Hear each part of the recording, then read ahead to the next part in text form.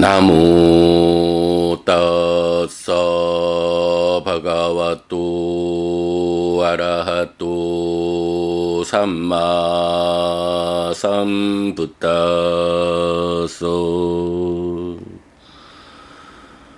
나무 따사 바가와또 아라하또 삼마 삼부따소 나무 따사 바가와또 아라하또 삼마 삼부따소.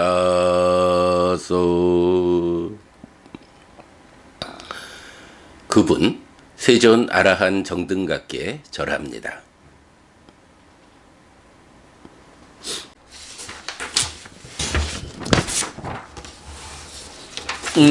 우리가 지금 19번째 품 담마타 와코 진리 안에 서 있는 자 품을 공부하고 있습니다. 뭐 전반적으로 보면 진리 안에 서 있는 자가 누구냐라는 거, 현명한 자는 누구고 법을 아는 자는 누군가, 장로는 누구고 훌륭한 성품을 가진 자는 누군가, 사무는 누구냐 라는 데까지 우리가 뭐 경안에 보면 이렇게 그 모범적인 삶을 사는 사람들, 아니면 삶을 완성한 분들, 성자, 이러한 분들을 지시하는 용어들이 좀 많죠. 그 중에 지금 6개의 용어를 누가 사문인가, 그죠? 우리 뭐 사문과경도 있고 사문에 대한 이야기를 많이 하는데, 어떤 사람이 사문이냐 라고 정의해주는, 또 훌륭한 성품을 가진 자는 누군가, 장로가 누구냐, 뭐 이런 이제 주제 설명하고 있는데 아직도 좀 더 이어집니다. 자, 그러면 오늘 이 6가지 용어에 이어가지고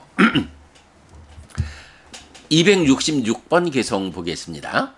나때 나 비코 소호띠 야 왔다 비카때 빠레 윗상 담망 사마다야 비쿠호띠 나 따 왔다. 남들에게 걸식하는 것, 그것 때문에 그가 비구인 것은 아니다. 온전하게 법을 받아들인 뒤에 비구가 된다. 그것 때문이 아니다. 267 요다 뿐년쩌 빠빤쩌 바해 뜨와 브라흐마 짜리야와 상카야 로께 짜러띠 사회 비쿠띠 우쩌띠. 여기에서 공덕과 제약을 벗어나 머물면서 범행을 실천하는 사람, 헤아리면서 세상에서 실천하는 사람, 그가 참으로 비구라고 불린다. 네, 이제 뭐 장로, 사문 이런 용어들에 이어서 좀 더 구체적으로 비구라고 불리는 사람은 어떤 사람이냐? 머리만 깎고 가사만 입으면 비구냐? 그렇지 않다는 거죠. 그래서 남들에게 걸식하는 거, 탁발만 나가서 탁발해가지고 걸식해서 먹으면 그런 사람이 비구냐?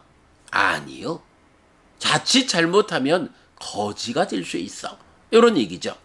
그러면 누가 비구냐? 온전하게 법을 받아들인 뒤에 비구가 된다? 그것 때문이 아니다. 걸식하는 거 그것 때문에 비구인 게 아니고, 온전하게 부처님의 가르침, 법을 받아들여야 그 받아들인 법, 즉 배워 알고 실천하는 삶, 그것으로 인해서 비구가 되는 것이다. 이런 비구, 온전하게 법을 받아들인 비구는 여기에서, 즉 이 세상에서 공덕과 제약을 짓는 삶, 이거를 벗어나서 머문다. 여기서 공덕과 제약이라는 건 뭔가요? 죄악이라는 것은 뭐 당연히 10악업을 지어서 퇴보하는 그런 삶을 말하죠. 공덕이라는 것은 10선업을 짓지만 번뇌의 영향 위에 있는 10선업이죠. 그래서 공덕을 짓는. 그러나 비구라고 하면 그런 번뇌의 영향 위에 있는 10선업을 통해서 공덕을 지어가지고 하늘에 태어나는, 이런 삶을 추구하지 않는 그 십선업이지만 번뇌의 영향에서 벗어난 십선업, 그러한 아라한의 해탈된 삶을 추구하고 그러한 십선업을 실천하는 사람, 즉 범행을 실천하는 사람, 이렇게 되죠. 우리가 이제 맞지마니까야 117번 커다란 마흔의 경을 자주 인용해서 말하고 있잖아요. 하여간 십선업이 번뇌의 영향 위에서 공덕으로 나아가는 하늘에 태어나는 것으로 이끄는 십선업과 번뇌의 영향에서 벗어나 깨달아 윤회에서 벗어나는 해탈된 삶으로 이끄는 십선업, 이렇게 구분하는 거. 네, 여기 267번 개송에서도 바로 십악업이라는 죄악, 번뇌의 영향 위에 있는 공덕으로 이끄는 십선업, 이 두 가지를 다 벗어나서 번뇌의 영향에서 벗어난 십선업, 해탈된 삶으로 이끄는 그러한 실천, 범행을 실천하는 사람, 요런 사람이 비구다. 그래서 헤아리면서 세상에서 실천한다라고 했는데, 요 헤아린다, 헤아림, 상카야라는 단어인데, 요 헤아림이라는 단어 어디에서 나오나요? 맞지마니까야 18번인가 19번인가? 여러분 우리 꿀과자의 경 보았죠? 그때 보면은 빠빤쩌 산야 상카라고 해서 희론의 상을 그러니까 희론의 상의 헤아림이라고 해서 2차 인식의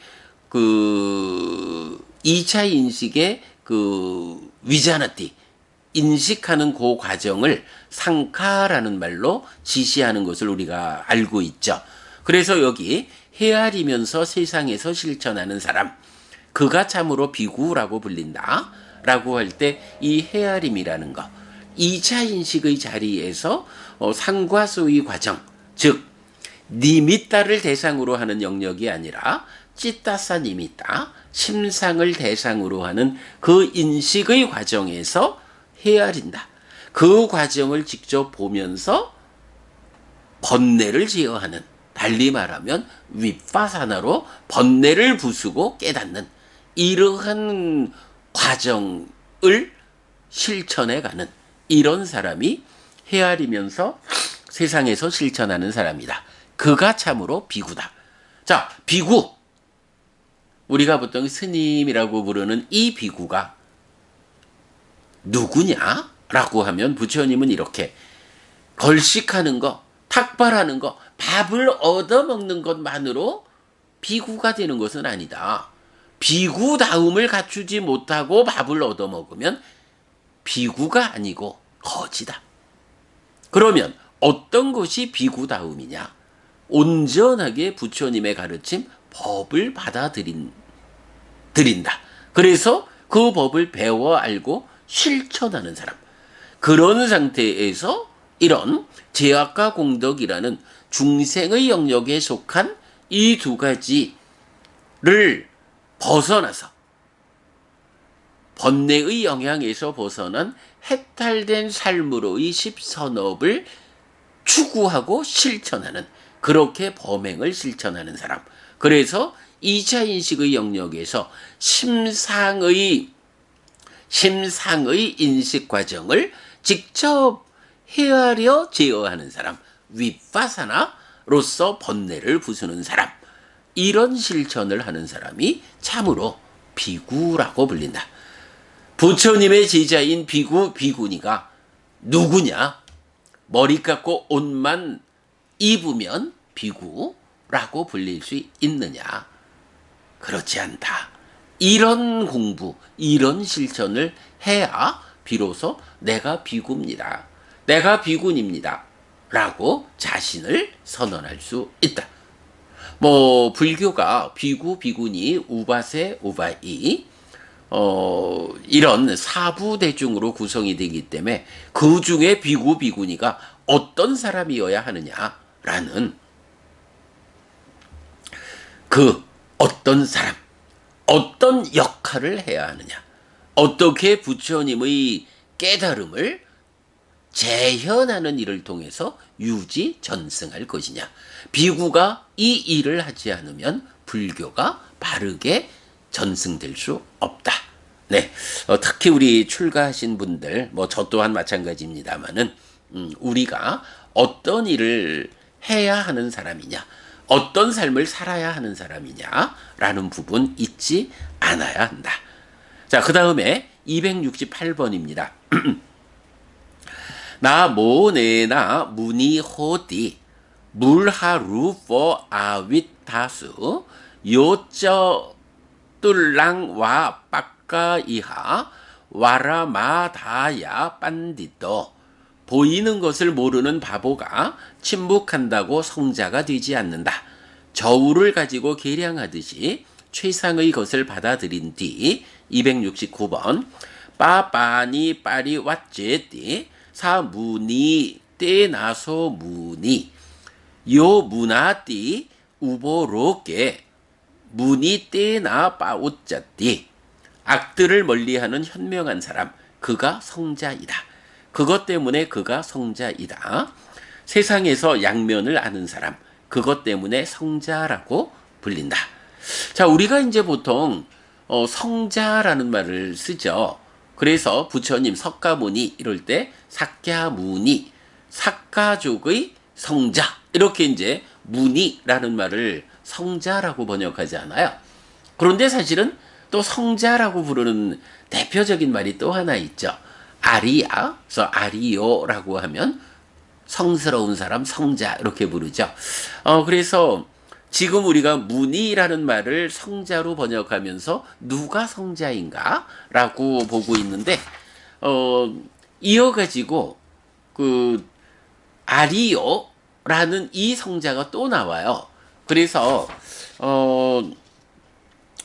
하여간 뭐 무니와 그 아리야를 함께 이어서 그 성자로 그 번역을 하고 있는데 뭐 우리가 그냥 그렇게 좀 이해하고 가야겠습니다.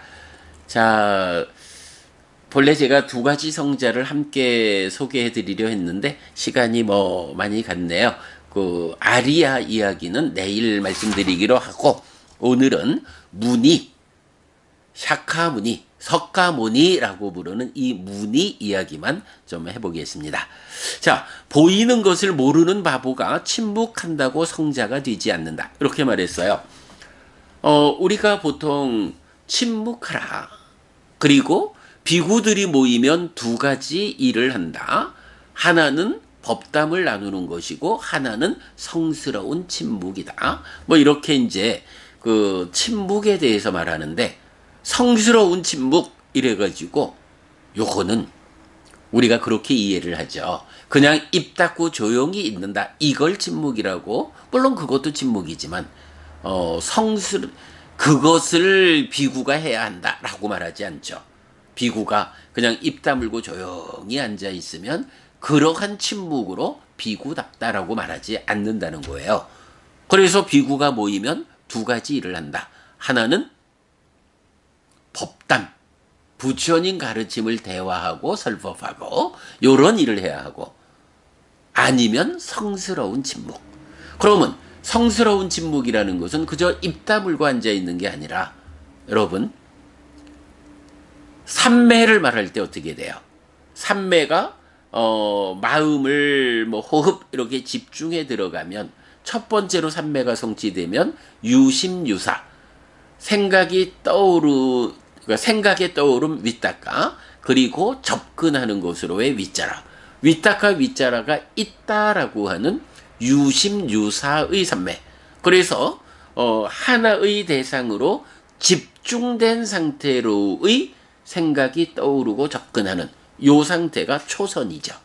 그런가 하면 제2선은 이제 더 가라앉혀가지고 이 위따까 위짜라라고 하는 생각이 떠올라가지고 대상에 접근하는 이 자체를 완전히 가라앉혀서 생각이 떠오르지 않는 상태로 수행이 진행되죠. 그거 제2선 이후의 과정을 말하는 무심무사. 이렇게 입을 다물고 있는 것으로의 침묵이 아니라 아예 생각 자체를 닦아박의 몸과 함께하는 영역으로 생각이 떠오르지 않도록 제어된 상태. 제2선 이후의 삼매의 과정, 무심무사의 삼매. 요 과정을 성스러운 침묵 이렇게 말하는 거죠. 그러니까 비구들이 모이면 두 가지 할 일이 있다. 하나는 서로 법담을 나눈다. 부처님 가르침을 대화하고 설법하고, 아니면 함께 수행자가 된다. 함께 삼매에 들어서 무심무사의 이 성스러운 침묵을 함께한다. 이렇게 말하는 거죠. 자, 그래서 이제 268번 개송에서는 단지 침묵한다고 성자가 되는 거 아니에요. 사람들 앞에서 그저 조용히 한다고. 그래서 문이라고 하는 성자가 되는 것은 아니에요. 누가? 보이는 것을 모르는 바보가. 보이는 것. 사실 이제 여기서는 우리가 눈 뜨고 세상을 본다. 이런 표현도 있겠지만, 뭐, 세상을 보면서 잘 분별해 알지 못한다. 이런 측면도 되겠지만, 또 하나로는, 역시, 수행자가 삼매에 들어서 드러나는 2차적인 법, 이 2차적인 내면의 법을 드러나게 하지 못하는, 경이 말하는 방일한 자. 이러면 보이는 것을 모르는 바보. 이런 식으로 표현하면 되겠죠. 그래서 이제 사실 우리가 잘 봐야 돼요.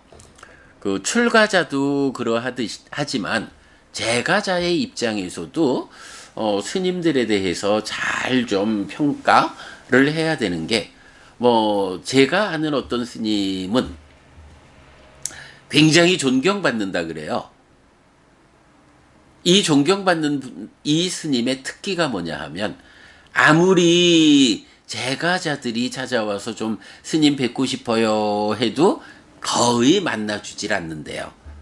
마지못해 만나도 스님하고 인사드리면 왔어? 한마디 하고는 재가자가 앉아가지고 스님 얼굴을 쳐다보고 그 입을 쳐다보면서 스님께서 부처님 말씀 한 말씀 들려주시기를 하고 기다리고 있어도 아무 말도 하지 않는데요. 그저 왔어? 인사 한마디 하고는 그냥 앉아있대요. 재가자들이 우리 스님이 무언가 부처님 말씀 한 말씀 들려주시기를 하고 그 입을 바라보면서 기다리다가 스님이 침묵으로 말씀하셨구나 생각하고 스님 가겠습니다 하고 간대요. 그런데 참 묘해요. 이 불교 신자들이 이런 점에서 좀 되돌아봐야 해요. 이 스님이 그렇게 존경받는데요. 그저 아무 말도 하지 않는다. 이걸로 침묵하는 힘으로 존경받는다. 그런데 268번 개성은 보이는 것을 모르는 바보가 침묵한다고 문이 성자가 되지 않는다. 이렇게 말해주는 거예요. 아니 출가자가 재가자를 만나서 아무 말도 하지 않고 그저 멍하니 얼굴만 보여주고 있으면 그걸로 되나요? 출가자는 재가자를 하늘로 이끌어야 하는 역할이 있죠. 그거 안 되거든요. 재가자들도 잘 알아야 됩니다. 함께 하면서 침묵하고 있으면 스님, 부처님 말씀 들려주십시오.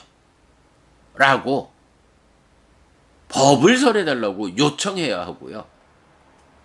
구참 좀 묘해가지고 아무 말도 하지 않고 있으면 그 자체로 훌륭하다고 존경받는 뭐 이런 부분은 불교 신자가 한번 좀 되짚어봐야 하겠다 생각합니다. 자, 그래서 침묵한다고 성자가 되는 거 아니고 마치 저울을 가지고 계량하듯이. 네, 저울이라는 게 뭔가요? 어떤 것에 무게를 달 때 한쪽에 올리고 추를 달죠. 그래서 추를 기준으로 적정한 양을 판단하는 거, 저울이잖아요. 이 저울을 가지고 양을 계량하듯이 이제 최상의 것을 받아들인 뒤에 악들을 멀리하는 현명한 사람, 그가 성자다. 문이 그것 때문에 그가 성자이다. 이렇게 불려요. 자, 그러면 여기서 저울을 가지고 계량한다라는 게 뭔가요? 일단 부처님 가르침을 받아들였어요. 비구니까 당연히 앞에 본 온전하게 법을 받아들였어요. 이렇게 최상의 것, 부처님 법을 받아들인 뒤에 악을 멀리하는 현명한 사람. 그러면 악을 어떻게 멀리하느냐? 네, 바로 저울을 가지고 계량하듯이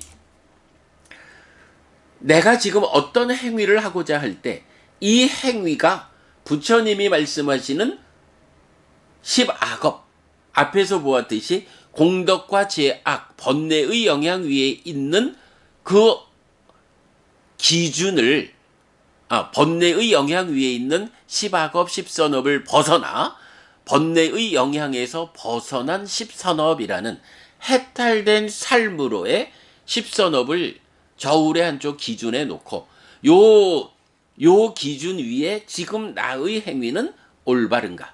네, 사실은 요런 저울로 계량하듯이 옳고 그름을 판단하는 거, 요거 삼바자나 이렇게 말하는 거죠.